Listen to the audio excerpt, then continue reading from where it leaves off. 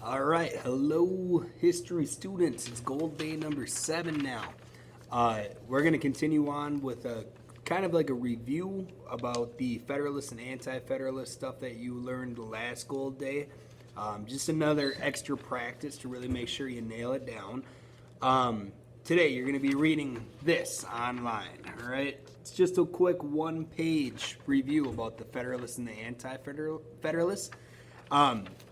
Then afterwards, once you're done reading it, you're going to be taking a short quiz. The quiz is the same thing as what would have been on the back side of your paper, but it's called Federalist and Anti-Federalist. Who would say that? So in the quiz, it's a little different than a normal quiz because you're going to get a statement, meaning just this is something that either a Federalist would say or an Anti-Federalist would say. You're going to read the statement. And then when you read it, you're going to decide, all right, does that sound like someone who was an anti-federalist, meaning against the Constitution for whatever reason, or does it sound like something a federalist might say, a person that was all for the Constitution?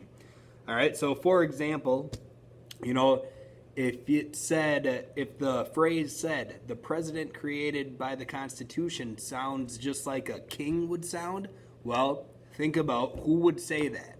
All right, would that sound like someone who was for the Constitution or against the Constitution? So, if you had that statement, the president is just like a king, well, that would probably be something that then an anti-federalist would say, people who are against passing the Constitution, right?